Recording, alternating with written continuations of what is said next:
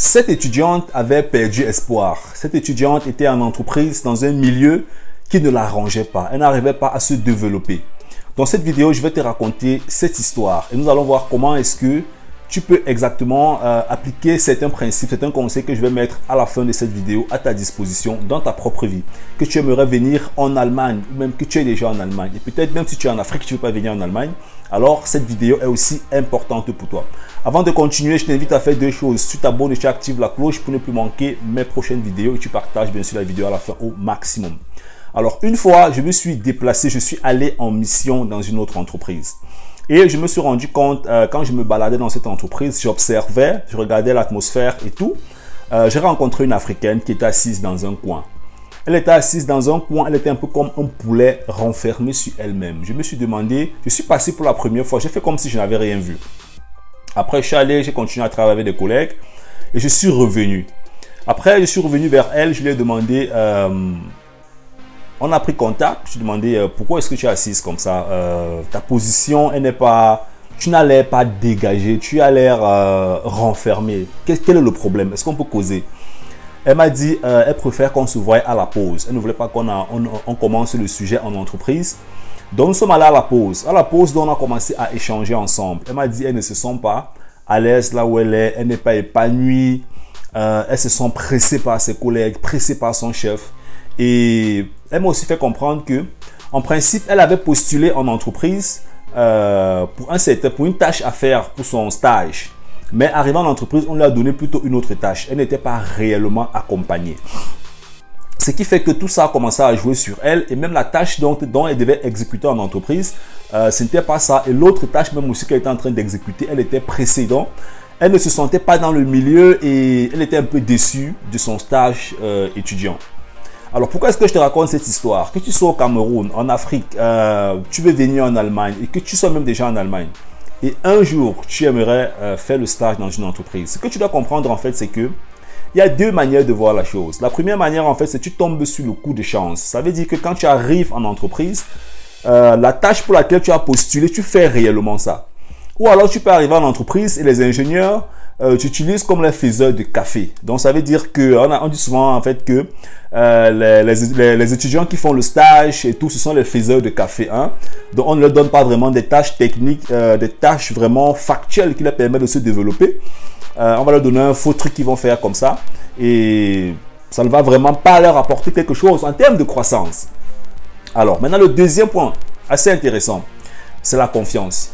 Il faut comprendre en fait que la confiance personnelle, c'est une attitude, une habitude qui est fondamentale. C'est fondamental dans tous les domaines. Que tu sois en Afrique, que tu sois en Europe, que tu sois en Asie, que tu sois médecin, pousseur, planteur, peu importe, coiffeur, peu importe ce que tu es en train de faire dans la vie. La confiance personnelle, c'est extrêmement important. Alors, si tu veux qu'on aborde des sujets sur la confiance personnelle, laisse-moi bien sûr tes commentaires dans la barre de description avec des exemples pratiques où tu pourras bien sûr booster ta confiance. Si tu aimerais bien avoir ce genre de sujet, laisse-moi bien sûr tes commentaires dans la barre de description. Alors, pour revenir au cas de cette étudiante, nous avons donc échangé à la pause. Et puis maintenant, je lui ai dit, bon, ok, à 16 h, quand on aura fini de travailler, j'aimerais discuter un peu plus avec toi. On s'est mis donc à échanger, on s'est mis à échanger. Après, on a échangé de numéros. Et aujourd'hui, elle et moi, on échange beaucoup. Donc, l'idée, en fait, c'est que quand je vois comment elle se développe aujourd'hui, quand je vois ce qu'elle est en train de réaliser aujourd'hui, elle était au mauvais endroit.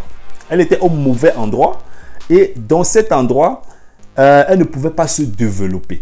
Elle ne pouvait pas se découpler. Elle ne pouvait pas libérer son potentiel.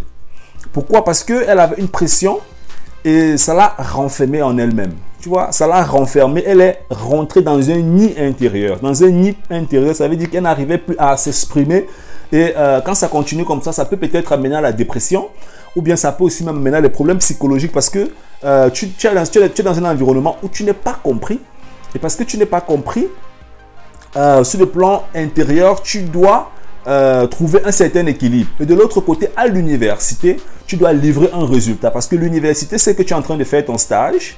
Donc, tu dois fournir un document, tu dois fournir des rapports de stage. Donc, c'est un peu comme une sorte de balance. D'un côté, tu dois supporter la malchance. De l'autre côté, dans cette malchance, tu dois produire un résultat pour l'université. C'est vraiment difficile. c'est vraiment difficile. Ce sont des situations qui peuvent arriver à plusieurs personnes. Moi-même, quand j'ai fait mon stage, la chance, en fait, c'est le poste pour lequel est-ce que j'avais postulé, j'ai fait peut-être 70% de ce qui était à l'intérieur. Le reste, c'était le tralala. Et en général, ça arrive souvent à beaucoup d'étudiants. Donc, si tu postules dans une entreprise pour faire ton stage, ce que tu dois comprendre, c'est que il y a ce qu'on appelle la description de la position. Ça veut dire que les ingénieurs ou bien les personnes des ressources humaines décrivent en fait la position. Ça veut dire on va demander, on a besoin d'un étudiant qui peut faire ça, ça, ça, ça, ça. Ça, c'est la description. Mais quand tu vas arriver en entreprise, ce sera autre chose. Ça peut être que c'est la description là que tu vas faire en entreprise. Ça peut être que c'est complètement autre chose. Bon, maintenant, une fois que tu es en entreprise, qu'est-ce que tu fais? Je pense que tu peux simplement avoir cette description et leur faire comprendre que bon voilà, si après 1 ou 2 mois tu te rends compte que ça ne passe pas trop, tu leur dis bon j'aimerais vraiment faire les tâches en fait pour lesquelles est-ce que j'ai postulé, tu vois. Sinon on peut te tourner comme ça, on te tourne en entreprise, et au bout de 6 mois tu n'auras rien fait de concret en entreprise. Ça veut dire que sur ton curriculum vitae, sur ton CV, tu ne pourras pas réellement vendre quelque chose, ok? Alors si tu aimerais que nous abordons des sujets sur le curriculum vitae aussi, laisse ton commentaire dans la barre de description parce que c'est un point qui est extrêmement important. À l'époque, j'avais lancé une entreprise de coaching où j'aidais des gens en Afrique à optimiser leur curriculum vitae et le retour était vraiment très bien. Et même en Allemagne, j'ai aidé beaucoup d'étudiants à optimiser leur curriculum vitae. Donc, si tu veux que j'aborde aussi ces sujets, laisse ton commentaire dans la barre de description.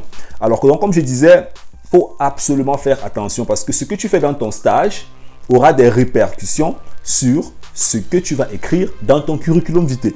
Et si ton curriculum vitae est vide, alors qu'est-ce que tu vas écrire? Pardon, si ton curriculum vitae est vide, ouais, les entreprises vont dire, mais celui-ci, qu'est-ce qu'il a finalement fait? Il n'a rien fait d'intéressant. Donc, c'est à toi, l'étudiant, que revient donc la responsabilité et que revient donc aussi l'engagement et la motivation de remplir ton curriculum vitae avec de bonnes informations parce que plus tard tu vas postuler en entreprise et parce que tu vas postuler en entreprise, il te faudra bien sûr un curriculum vitae qui démontre ce que tu as fait. Donc c'est extrêmement important. Alors ce que j'aimerais te dire en fait dans cette vidéo à la fin, c'est premièrement, en ce qui concerne ta confiance personnelle, travaille ta confiance personnelle. Si tu aimerais avoir des livres qui vont te permettre d'optimiser ta confiance personnelle, laisse-moi bien sûr tes commentaires dans la barre de description. Sur Amazon, il y a plusieurs livres. J'ai plusieurs livres aussi à la maison que j'ai lus et j'applique beaucoup de techniques aussi dans ma propre vie en ce qui concerne la confiance personnelle parce que pour moi, c'est une attitude en fait qui détruit beaucoup de personnes. Il y a des gens qui vivent en dessous de leur potentiel parce qu'ils ont un manque de confiance personnelle. Il y a des gens qui n'osent pas parce qu'ils ont un manque de confiance personnelle.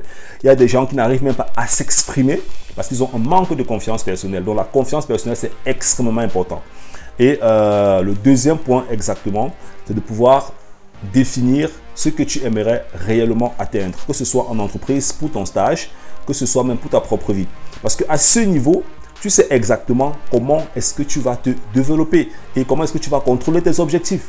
Si par exemple, à la fin de ton stage, tu aimerais être capable de développer un circuit électrotechnique, il faut que pendant ton stage, que tu puisses mesurer cette progression. Pas après 3 mois, tu es encore sur place, tu n'as rien fait.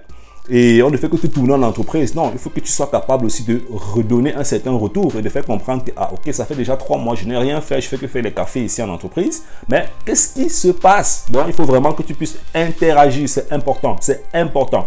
Donc, alors, je suis arrivé à la fin de cette vidéo. Si tu es nouveau dans ma chaîne YouTube, tu t'abonnes, tu actives la cloche de notification pour ne plus manquer mes prochaines vidéos. Et c'est ce que tu dois faire. Tu partages la vidéo au maximum dans cette chaîne. J'ai des milliers et des millions de personnes à, bien sûr, se développer, à réussir en Allemagne, à venir et bien réussir en Allemagne. Et même si tu es en Afrique, tu veux d'autres thématiques, alors tu es exactement à la bonne place. Abonne-toi toujours. On est ensemble, c'est le Focus. Bye bye.